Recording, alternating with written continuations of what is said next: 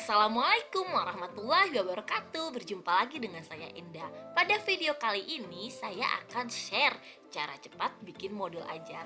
Pada video sebelumnya kita sudah mengetahui langkah-langkah untuk membuat modul ajar dan kita sudah paham nih dasarnya. Sekarang yuk praktek sama-sama, dimana agar kita bisa membuat modul ajar dengan cepat, kita lakukan dulu step by stepnya.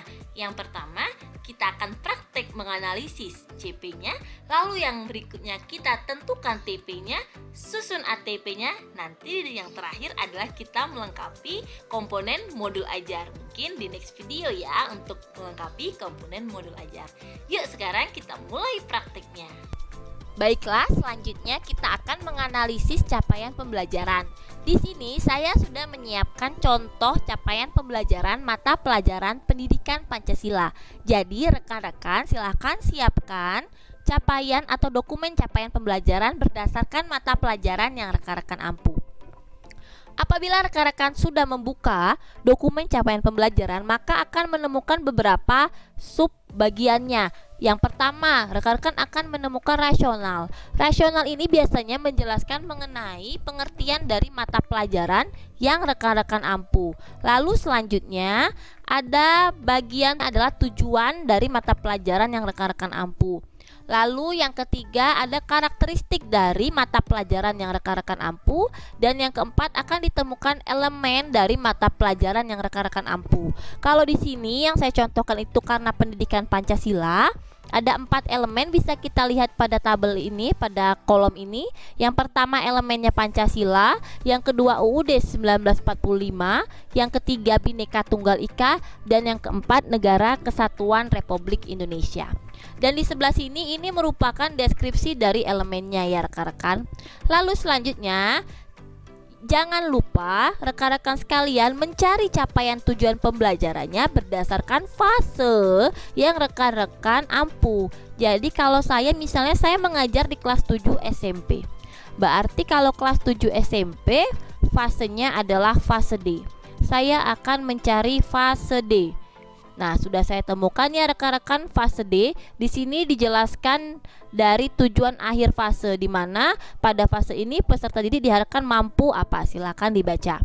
Lalu selanjutnya kita lihat capaian pembelajarannya per elemen. Nah, dari di sini rekan-rekan sekalian bisa kita langsung analisis. Di dalam capaian pembelajaran per elemen ini, jika rekan-rekan perhatikan, dalam satu paragraf ini terdiri dari beberapa kalimat. Nah, biasanya satu kalimat itu akan kita bisa temukan 1, 2 atau beberapa konten di dalamnya yang bisa kita analisis dan jabarkan menjadi tujuan pembelajaran. Sebelum kita menganalisis konten dalam capaian pembelajaran ini, rekan-rekan sekalian silakan menyiapkan satu dokumen kosong seperti ini yang sudah rekan-rekan buatkan tabel. Elemen dari mata pelajaran rekan-rekan sekalian apa? Lalu selanjutnya kontennya apa? Sekarang kita analisis, kita cari konten dari setiap capaian pembelajaran per elemen. Misalnya nih, pada elemen kita analisis elemen Pancasila terlebih dahulu. Di sini capaian pembelajaran pada kalimat pertama, peserta didik mampu menganalisis kronologi lahirnya Pancasila, mengkaji fungsi dan kedudukan Pancasila sebagai dasar negara dan pandangan hidup bangsa, serta mengenal Pancasila sebagai ideologi negara. Luar biasa sekali ya rekan-rekan. Jadi dari satu kalimat ini kita bisa dapat beberapa konten nih teman-teman. Apa saja? Yang pertama, kronologi lahirnya Pancasila, kontennya atau materinya. Kita copy, kita salin ke tabel ini agar lebih memudahkan kita dalam menganalisisnya. Lalu yang kedua, fungsi dan kedudukan Pancasila sebagai dasar negara dan pandangan hidup bangsa adalah konten yang kedua. Lanjut lagi. Terus di sini Pancasila sebagai ideologi negara adalah konten yang ketiga. Lanjut lagi rekan-rekan, di sini kalau rekan-rekan perhatikan pada kalimat yang kedua, peserta didik memahami implementasi Pancasila dalam kehidupan bernegara dari masa ke masa.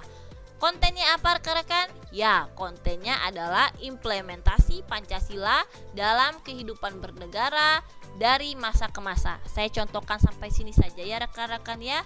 Jadi nanti rekan-rekan bisa menganalisis kontennya sendiri ya, menemukan konten masing-masing dari setiap capaian pembelajaran dalam satu elemen. Ini semuanya kita cari kontennya rekan-rekan sampai bawah ya. Setelah elemen Pancasila selesai, kita lanjutkan elemen Undang-Undang Dasar Negara Republik Indonesia sampai dengan elemen terakhir.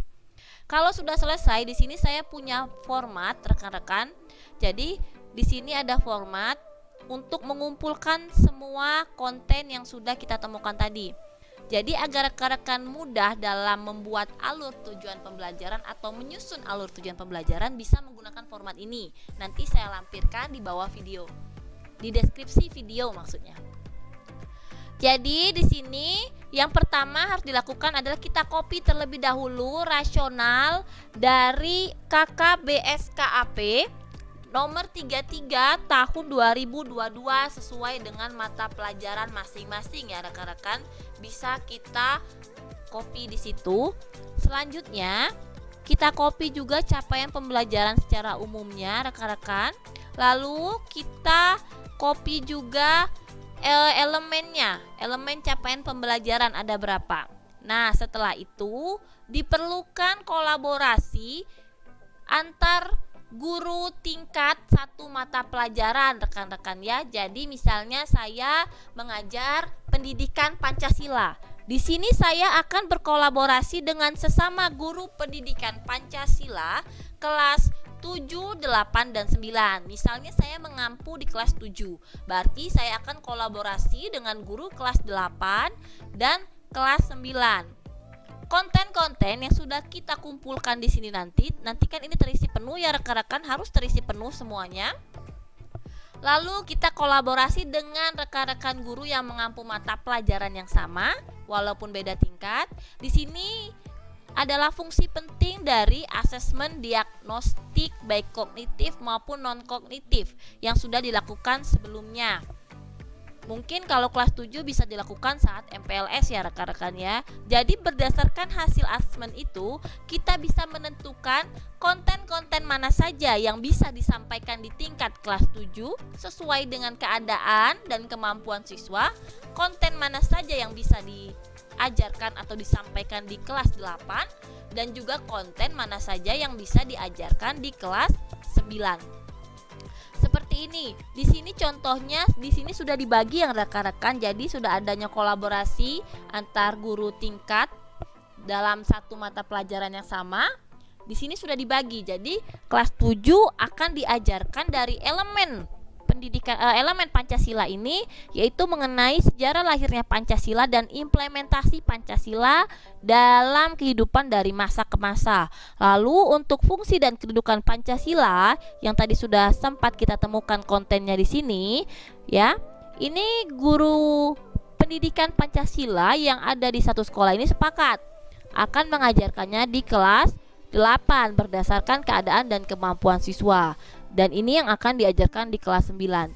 Jadi ini elemen Pancasila, ini elemen Undang-Undang Dasar 1945. Di bawah ini elemen kebinekaan, Bhinneka Tunggal Ika. Lalu yang di paling bawah ini adalah elemen Negara Kesatuan Republik Indonesia.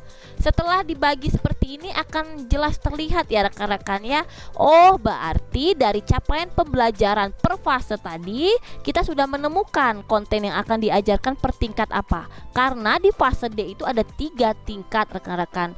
Kalau seperti ini sudah jelas. Jadi siswa juga akan menerima materinya tuh secara runut ya. Secara runut dari yang dasar, lalu selanjutnya sedikit naik, lalu selanjutnya lebih kritis lagi.